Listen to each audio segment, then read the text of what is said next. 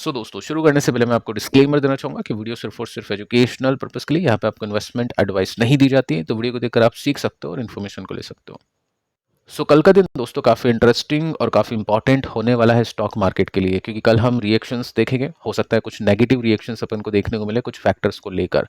कौन कौन से फैक्टर्स हैं जो कल के मार्केट को लीड करने वाले हैं, इन्फ्लुएंस करने वाले हैं, और अगले हफ्ते में क्या कुछ होने की पॉसिबिलिटीज बनती है, वो एक बार हम चेकआउट करते हैं।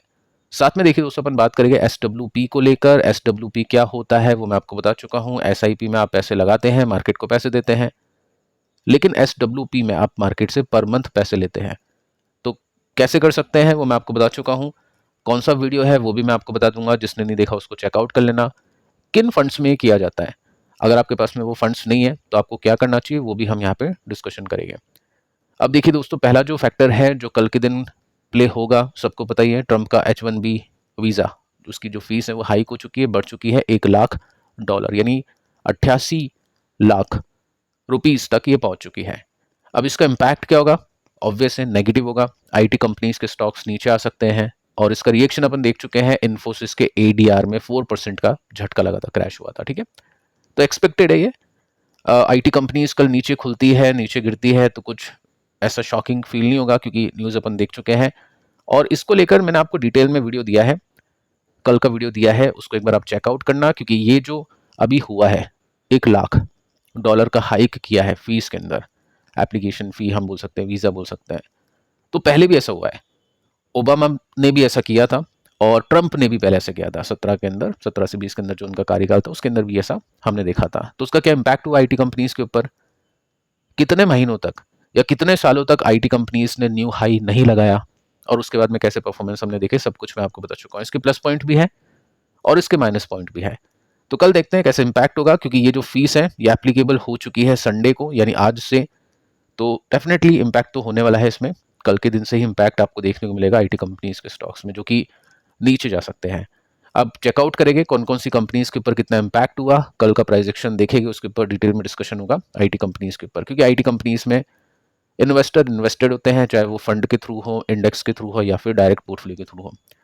GST 2.0 ये सेकेंड एक फैक्टर है जिसका रिएक्शन कल आप देखोगे। वैसे रिएक्शन इसका देखने को मिलेगा नहीं, क्योंकि ऑलरेडी इसमें रिएक्शन मार्केट ने दे दिया है। GST डाउन हुआ है, चीज़ें सस्ती होगी, और ये अप्लाई होगा मंडे, यानी कल से September 22। ठीक है, तो इसका रिएक्शन हो सकता है नहीं दिखे, क्योंकि ऑलरेडी इसका रिएक्शन हम देख चुके हैं, मार्केट ने अच्छी खासी तेजी पकड़ ली है। तो ये सेकंड फैक्टर है। तीसरे फैक्टर की बात करते हैं, इंडिया और US की ट्रेड डील। देखो दोस्तों, बोला जाता है US का दुश्मन होना ठीक है, उसमें नेगेटिविटी आती है, लेकिन US का दोस्त होना उससे भी खराब है, क्योंकि जो US का दोस्त है उसको ज़्यादा इंपैक्ट होता है नेगेटिवली। तो भी आप देख सकते हैं यहाँ पे अच्छी बातें की जा रही है कि इंडिया फ्रेंड है, ये है वो है, मोदी जी को विशेष की जा रही है बर्थडे की, और उसके बाद में क्या हुआ, रिटर्न गिफ्ट क्या मिला। ठीक है, तो ये सब चीज़ें हैं, लेकिन बिलीव नहीं करना है जब तक ये डील का आउटकम नहीं निकले तब तक। क्योंकि ट्रंप पे कुछ भी बोलेगा, वो ट्वीट्स आते रहते हैं, पता नहीं क्या 100% टैरिफ, कभी इंडिया ने सब कुछ माफ़ कर दिया, ऐसा कुछ न्यूज़ आएगी ना, तो वो नहीं मानेंगे। मार्केट वैसे भी उसको लेगा नहीं पॉजिटिवली, या फिर उसको उस हिसाब से देखेगा नहीं। तो आउटकम देखना इंपॉर्टेंट है। यहाँ पे डील अभी कहाँ तक पहुंची है? US वाले आ चुके हैं इंडिया में, अपनी बात को रख चुके हैं, लेकिन मंडे से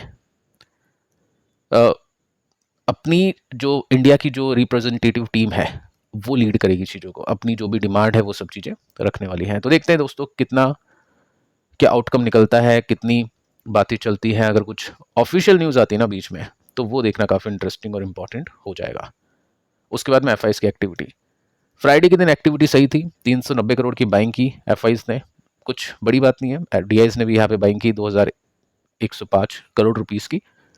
तो ओवरऑल देखें ना तो FIs की बिकवाली है, लेकिन जो फ्यूचर्स है उसके अंदर FI की बाइंग है। हो सकता है वो GST की वजह से हो सकता है कल ही FIs पलट जाए, यानी मार्केट को लॉन्ग करें FNO के अंदर, लेकिन कल से हो सकता है मार्केट को शॉर्ट भी कर दें, क्योंकि जो IT का इम्पैक्ट है वो निफ्टी के ऊपर भी पड़ेगा, वो इनकी पोर्टफोलियो के ऊपर भी पड़ेगा। तो कल का दिन देखना पड़ेगा, डेटा जो भी निकलेगा उसके हिसाब से आगे की जो रणनीति है वो इन्वेस्टर्स बनाने की कोशिश करेंगे। आखिरी जो पॉइंट है, फैक्टर है गोल्ड। गोल्ड ने बाउंस बैक किया, 572 से 624 चला गया, और गोल्ड का मैं आपको बता चुका हूँ, देखो गोल्ड के अंदर अभी काफ़ी लोग फोमो बाइंग कर रहे होंगे, वो कि गोल्ड ने इतना अच्छा रिटर्न दे दिया, आगे भी मिलेगा। देखो मिल जाए तो अच्छी बात है, नहीं मिला तो नहीं मिला, क्योंकि ऑलरेडी गोल्ड इतना चल चुका है, वो एक्स्ट्रा ऑर्डिनरी तेजी है, ऐसी तेजी बनी नहीं है और कायदे से बनती भी नहीं है ऐसी तेजी। अभी डॉलर की वैल्यू गिर रही है, डॉलर की वैल्यू वैल्यू वैसे नहीं गिर रही, लेकिन जो डॉलर की क्रेडिबिलिटी थी वो इतनी अब नहीं है। तो गोल्ड के ऊपर जो ग्लोबल प्लेयर्स है वो ज़्यादा ट्रस्ट करे डॉलर के कंपैरिजन में, तो गोल्ड उस वजह से भी चल रहा है। साथ में मार्केट के अंदर भी अनसर्टेनिटी है, तो वो भी एक रीज़न है। तो गोल्ड को इन्वेस्टर, इक्विटी इन्वेस्टर क्या करते हैं, हेजिंग के लिए यूज़ करते हैं। अगर गोल्ड अभी नीचे आता है, जब भी नीचे आएगा तो उसको खरीदते हैं, ताकि जब मार्केट नीचे जाए तो गोल्ड का जो प्राइस ऊपर जा रहा है वो अपने पोर्टफोलियो को थोड़ा सा बचा लें। ऐसा तो है नहीं कि 50% गोल्ड ले लिया, 50% मार्केट ले लिया, मार्केट नीचे जाएगा गोल्ड ऊपर जाएगा तब भी पोर्टफोलियो ऐसा नहीं है कि आपका ऊपर जाएगा या बचेगा, क्योंकि इक्विटी का एक्सपोजर आपका ज़्यादा है। तो अगर आप मार्केट में इक्विटी इन्वेस्टिंग के लिए आए हो तो उसी के ऊपर टिके रहना अच्छी बात है, क्योंकि इक्विटी अभी नीचे है, बाद में इक्विटी गोल्ड को ऑब्वियस है बहुत अच्छी परसेंटेज के साथ में सरपास करेगी, गोल्ड से अच्छा करेगी, तो इक्विटी के अंदर इन्वेस्टेड रहना मेरे हिसाब से ठीक है। बाकी गोल्ड हेजिंग के लिए बहुत अच्छा है। ठीक है, आगे चलते हैं, निफ्टी को देखते हैं। देखो अब निफ्टी पहुंच तो चुका है अपने रेसिस्टेंस पे, और रेसिस्टेंस का मतलब क्या होता है, प्रॉफिट बुकिंग होती है। कल देखने को तो मिलने वाली है प्रॉफिट बुकिंग आईटी की वजह से, देखते हैं आगे चल के कुछ ब्रेकडाउन्स मिलते हैं या फिर नहीं। ये पॉइंट आप देख चुके हैं कल तक का डेटा, क्योंकि न्यूज़ आई नहीं थी मार्केट के अंदर, अपने लो को, पिछले लो को नहीं तोड़ा, तो ये पॉजिटिव था। अब देखते हैं निफ्टी यहाँ तक पहुँचता है या फिर इसको भी ब्रेकडाउन करके निकलता है। सो देखिए दोस्तों, जो लर्निंग वीडियो की प्लेलिस्ट है इसके अंदर आप जाओगे ना तो काफ़ी सारे वीडियोस आपको मिलेंगे। तो लास्ट के अंदर आपको ये वीडियो मिल जाएगा जो 7 दिन पहले मैंने आपको दिया था कि SWP कैसे शुरू करें, हर महीने इनकम शेयर मार्केट से कैसे निकालें। यानी आपने एक पोर्टफोलियो बनाया, डायरेक्ट होल्डिंग्स में है या आपके म्यूचुअल फंड में है, उससे आप कैसे निकाल सकते हैं। देखो डायरेक्टली SWP करना डायरेक्ट स्टॉक से वो तो पॉसिबल नहीं है, आपको बेचने पड़ेगा, लेकिन अगर आपके पास में फंड्स है तो उसमें आप कर सकते हैं। ग्रो में कौन कौन से ऑप्शन है वो मैंने आपको यहाँ पे बता दिए हैं। अब देखिए, म्यूचुअल फंड किसी के पास नहीं है, मान लो आज उसकी एज है 25 ईयर्स की, 25 साल का कोई इन्वेस्टर है, अपनी इन्वेस्टिंग कर रहा है, वो चाहे डायरेक्ट स्टॉक में कर रहा है या फिर वो म्यूचुअल फंड में कर रहा है, वो स्मॉल कैप में कर रहा है या मिड कैप में कर रहा है, और वैसे लार्ज कैप में तो नहीं कर रहा होगा और करना भी नहीं चाहिए। ठीक है, तो कितना पैसा चाहिए, सबसे पहले ये भी देखना है कि कब हम SWP करें, या वो पैसा नहीं भी बना लेकिन अपने को पैसे की रिक्वायरमेंट है तो SWP करें। वो भी मैंने आपको बता दिया है कि आपके पास में कितना पैसा होना चाहिए, आपके कितने रुपीस का पोर्टफोलियो आपके पास में होना चाहिए, हर किसी का अलग अलग होगा। तो परसेंटेज आपके जो भी एक्सपेंसेस जो भी सब कुछ है वो मैंने आपको कैलकुलेशन यहाँ पे दी है, 25 मिनट का वीडियो है। तो मान लो 25 साल का इन्वेस्टर 35 साल का हो जाता है या 45 का, जितना भी उसको अपनी जो भी रिक्वायरमेंट है फाइनेंशियल फ्रीडम की वो पूरी कर लेता है जिस भी उम्र में। अगर वो डायरेक्ट स्टॉक के पोर्टफोलियो से करता है तो वो उसको स्विच कर देगा इन फंड्स में, जिन फंड्स के ऊपर अपन अभी बात करने वाले हैं वो SWP फंड्स होते हैं। ऐसा कोई लिखा हुआ नहीं है, किसी में भी कर सकता हूं, लेकिन करना इनमें चाहिए। ठीक है, क्यों करना चाहिए वो भी आगे चल के देखते हैं। अगर कोई म्यूचुअल फंड में इन्वेस्टेड है जो कि स्मॉल कैप है, मिड कैप है, मतलब ऐसे फंड्स में इन्वेस्टेड है जो ये वाले फंड्स नहीं है जो भी मैं आपको बताऊंगा, तो वो क्या करेगा, वो इन फंड से पैसे निकाल के इनमें डाल देगा और उसके बाद में SWP करेगा। ऐसा क्यों? देखो सिंपल सा फंडा मैं आपको ये बताने की कोशिश करता हूं कि जब आप इन्वेस्ट करते हैं तो आप मार्केट को पैसे देते हैं, आप कुछ खरीदते हैं।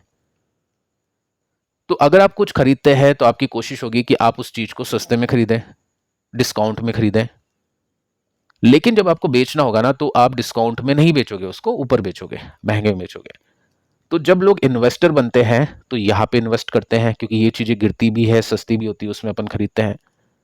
लेकिन जब आपको सेलर बनना है, जब आपको SWP करके मार्केट से पैसा निकालना है, तो आपको पैसा निकालना है यहां से, क्योंकि ये इतने गिरते नहीं है। हर महीने अगर आप SWP करोगे तो कई टाइम ऐसा भी होगा जिसमें मार्केट 2-3 साल नहीं चलेगा, तो ये तो काफी नीचे चल जाएंगे और आपकी यूनिट्स बिकती है उसमें SWP में, हर महीने की जो भी तारीख आप फिक्स करोगे तो वो यूनिट आपकी उस खराब टाइम में नीचे बिकेगी बहुत। लेकिन लार्ज कैप इतने नहीं गिरेंगे तो वो इतनी नीचे आपकी यूनिट नहीं बिकेगी। आप समझिए, ये काफी लोग नहीं समझते हैं। ठीक है, एग्जाम्पल देता हूं मैं आपको, हाइब्रिड म्यूचुअल फंड्स। अगर किसी के पास में स्मॉल कैप में उसने वेल्थ क्रिएट कर ली है तो वो स्विच करेगा सबसे पहले हाइब्रिड के अंदर। स्विच कैसे करते हैं वो भी मैं आपको बता दूंगा, कमेंट कर देना आप। या फिर फ्लेक्सी कैप फंड के अंदर या फिर मल्टी कैप फंड्स के अंदर। एग्जाम्पल देता हूं कैसे। जैसे पराग पारी के फ्लैक्सी कैप है, ये सही फंड्स है SWP के लिए, क्योंकि ये डेट के अंदर भी इन्वेस्ट करता है, कर्जे के अंदर भी करता है, गोल्ड के अंदर भी आई थिंक होगा, प्रॉपर्टी के अंदर भी होता है, यूएस कंपनीज के स्टॉक्स के अंदर भी होता है। ठीक है, निफ्टी के कंपैरिजन में देखो ये चला है, कोई SWP कर रहा है, इस साल पैसे निकाल रहा है, तो निफ्टी से निकालेगा तो उसको माइनस में पैसे निकलेगा, लेकिन यहां से पैसे निकालेगा तो उसको नई हाईस पे पैसे निकलेंगे। निफ्टी ऑल टाइम हाई पे नहीं है, लेकिन ये ऑल टाइम हाई पे है। लॉन्ग टर्म में देखोगे 5 साल में तो यहां तक निफ्टी के बराबर चला, लेकिन लॉन्ग टर्म में फिर वो गैप क्रिएट होता है, तो यहां से पैसे निकालना अच्छी बात है, डालना अच्छी बात भी है, लेकिन स्मॉल कैप अगर गिरेगे तो उसमें ज़्यादा अच्छी बात है क्योंकि डिस्काउंट में मिलेगा, लेकिन यहाँ से निकालना अच्छी बात है। तो स्विच कर लेगा इन्वेस्टर, जैसे मान लो 10-20 लाख 30 लाख जो भी बन गए उसके, 50 लाख 1 करोड़, वो स्विच कर लेगा, इसमें पैसे डाल देगा सारे, फिर धीरे धीरे करके वो निकालेगा SWP के थ्रू। ठीक है, SBI इक्विटी हाइब्रिड एग्जाम्पल दे रहा हूँ, ऐसा नहीं कि यही फंड्स होते हैं, जस्ट एग्जाम्पल है। यहाँ पे आप देखोगे निफ्टी के बराबर चला है, लेकिन गिरता काफी कम है। अब देखो मैं एग्जाम्पल देता हूँ, अगर किसी ने SWP किया 18 से 20 तक, उसका पैसा निकल रहा है हर महीने, लेकिन वो मार्केट वैल्यू उसके पोर्टफोलियो की 30% नीचे है, तो पैसा निकल रहा है तो सस्ते में बिकेगा। 30% नीचे इमेजिन कर सकते हैं, काफी फिर वो पोर्टफोलियो की जो हम कैलकुलेशन कर चुके हैं 4% के रूल्स फाइनेंशियल फ्रीडम की, वो थोड़ा सा इंपैक्ट हो जाता है आपका। अगर 18 से 20 में किसी के पास में ये फंड होता है SWP के लिए, तो उसका पैसा नहीं गिरता, ओनली 6% नीचे है। कहाँ पे 30% है, कहाँ पे 6% है। अगर फ्लेक्सी कैप में करता तो 5% नीचे है। ये कोविड का बॉटम बता रहा हूं मैं आपको, बॉटम। ठीक है, सो ये पॉइंट होते हैं, निकालने हैं पैसे उन फंड्स से जो टिके रहते हैं, ऊपर हवा में लटके रहते हैं, डालने पैसे उन फंड्स में है जो नीचे आते हैं, जो साइकिल्स में चलते हैं, ताकि अपने को डाउन साइकिल का फायदा मिले। ये बस एक पॉइंट होता है जो काफी लोग नहीं समझते हैं, जो मैंने कोशिश की आपको यहाँ पे समझाने की। अगर मैं इन दोनों का कंपैरिजन कर दूं तो फ्लेक्सी कैप ने अच्छा किया है हाइब्रिड के कंपैरिजन में। तो फ्लेक्सी कैप के अंदर एक ही है जो अभी अच्छा कर रहा है, वो ये है। बाकी और भी कुछ फंड्स है, HDFC का है, वो भी अच्छा कर रहा है, लेकिन टॉप की बात करूँ, नंबर 1 की बात करूँ, तो ये फंड आपको देखने को मिल जाएगा। बाकी आप खुद चेक करो, मैं आपको कैटेगरी बता चुका हूँ, हाइब्रिड के अंदर चेक करो, फ्लेक्सी के अंदर चेक करो, मल्टी कैप के अंदर चेक करो, तो ये कैटेगरीज होती है SWP के लिए। सो फिलहाल दोस्तों इस वीडियो के लिए इतना ही। लर्निंग वीडियोस आप चेक कर लेना, इसके अंदर स्विंग ट्रेडिंग, कुछ इन्वेस्टिंग की stories, mutual funds, combination, direct stock plus mutual funds, कैसे अपन दोनों का मिश्रण करके पोर्टफोलियो बना सकते हैं, सब कुछ हमने यहाँ पे सीखा है। मिलते हैं नेक्स्ट वीडियो में, तब तक के लिए बाय बाय।